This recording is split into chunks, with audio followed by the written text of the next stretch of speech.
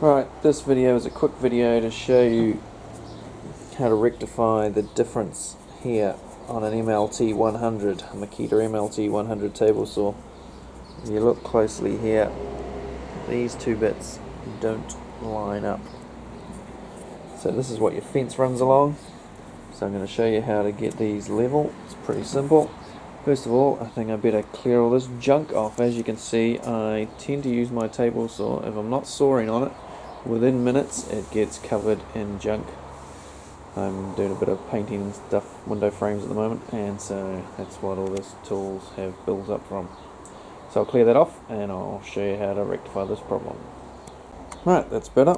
Now the problem that we're addressing here is that when you put your fence over the join of these two pieces of extrusion, that because they're different heights, different distances out, that you won't be able to get this straight. Now it's not that big an issue, I don't feel, because for starters it mostly does seem straight, and the only part of this whole system that grips onto the rail is a very small piece there, so it's only like less than 20 mil wide, about 15 mil, so unless it's right on that join, it's not really going to cause much problem. But if you want to adjust it, this is just held on with 3 bolts up underneath here.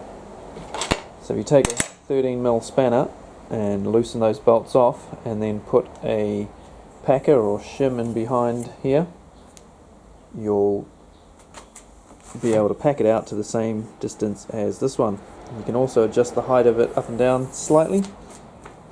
Now to pack it, I was going to cut a bit of plastic out of the lid here of a yogurt container, or you could use an ice cream container, but then I found that I had these aluminium name tag things, so these are about 0.4 of a mil, and they happen to be just perfect for packing out to the width, well, you know what I mean. So I'm going to loosen this off and jam them under. Also, when you loosen this, if you want to do something a bit different, you can actually loosen this and slide it along. In doing so, if you're only ever putting your fence on the right hand side of your blade, you can move it basically all the way to here, say about here, be safe. So you've got all that area there, which you can then have over here.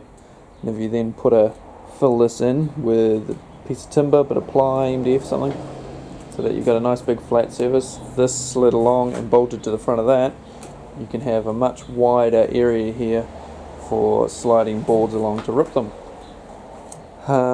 I haven't done that. I've thought about doing it, but I haven't done it because I like to be able to pull this back in so that it doesn't take up too much room in the garage. So I'll now loosen these off, show you how to do that, and we'll put some packers in. Now it doesn't matter how far out this comes, as long as you're using a normal fence. If you've modified your fence like I have, you might have a problem, but this can come out any distance as long as you pack it out evenly so that it is square to the blade. If you have a problem with this saw and you find that your fence isn't square to the blade, you could adjust this. You can just as easily though adjust the fence. There is screws on that, so you can tweak it a little bit either way.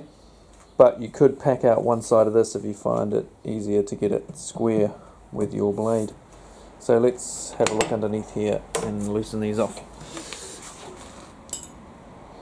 So as you can see, there's 1, 2, and the third one down the end there, 3 of these 13 mil nuts.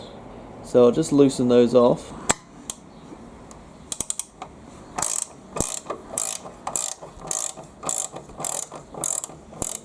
If you don't own any of these gear spanners, get some, they're brilliant.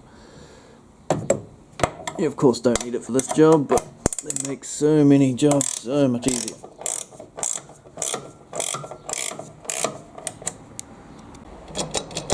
Now loose, you can see that this will slide. You can slide it right out, like I say, add a board in here.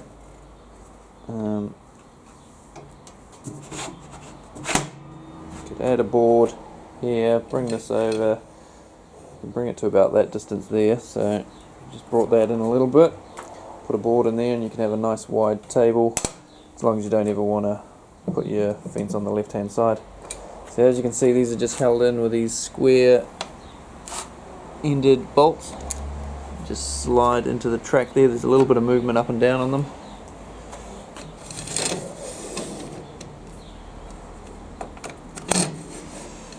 So what I'm going to do to get it flush with this one is put these in as packers. Now it's a bit hard to do with one hand while holding the camera, so I will place them in like so, bolt it back up, and it will be hopefully in line with this one.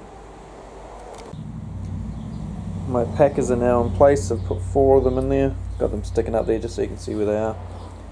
One bolt's there, one bolt's there, one bolt's there.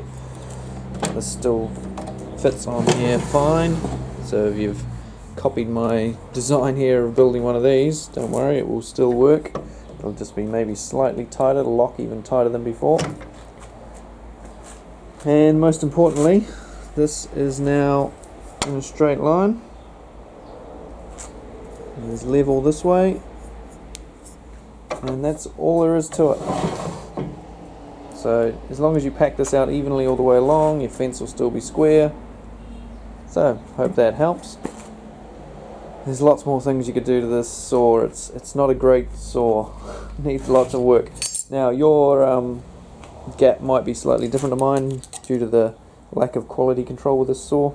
So you might need a slightly bigger or slightly smaller packer. You'll have to measure that for yourself. Okay, thanks for watching. If you haven't already had a look at my other videos on this particular saw, you can have a look at how I made this simple fence here, just as an improvement on the one that came with it, and how I did this inset plate here, which is vastly superior to the piece of junk that it came with. Okay, thanks for watching, and I'll see you on the next one.